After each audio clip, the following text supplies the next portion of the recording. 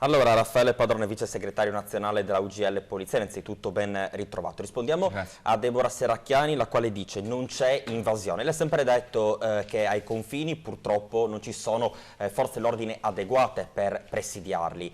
E così, e poi facciamo un'esplorazione di quello che sta succedendo a Pordenone. Com'è la situazione sul versante sicurezza? Beh, mi dispiace contraddire la Serracchiani.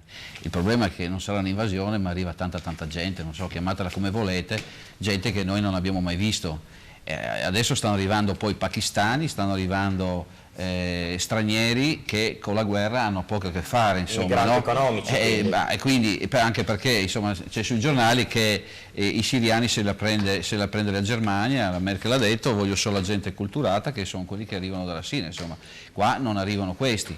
Però il problema è che lunedì prossimo, quindi il 18, dopo quanti mesi è che stiamo gridando che in Friuli arriva la gente? Bene, il Dipartimento si è accorto che arriva tanta gente, che non c'è un'invasione, ma arriva tanta gente, va bene, usiamo questo aggettivo, e faranno una riunione proprio per guardare le problematiche riguardanti gli uomini.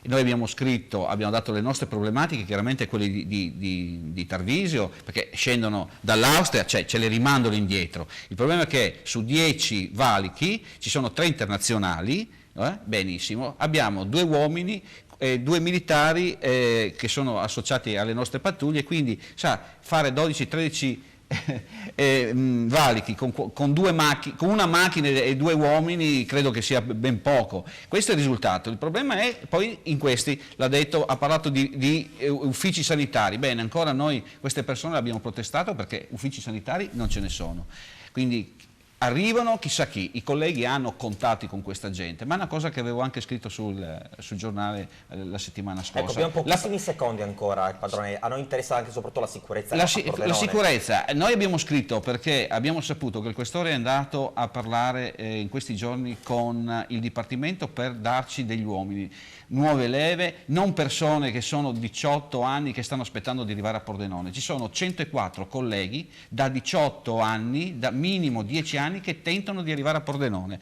ormai hanno famiglia, sono vecchi, arriveranno qua già con tutte le clausole per non fare neanche i servizi esterni e noi siamo al collasso. Allora il Questore è andato giù, ha chiesto perché a giugno dovrebbero uscire i nuovi allievi, speriamo che anche il prefetto si dia da fare. Io ho lanciato anche l'amo ai sindaci. Direttore, si ricorda che lei ha detto faremo un incontro con i sindaci, con i candidati sindaci, nessuno che si è mosso per dire incontriamoci, di cosa avete bisogno, parlano nei loro programmi di sicurezza, non hanno neanche alba e così sono i carabinieri messi male, così anche i vigili, anche gli stessi vigili fanno pattuglie da 104 anni, va bene, vediamo. Padrone, grazie a voi.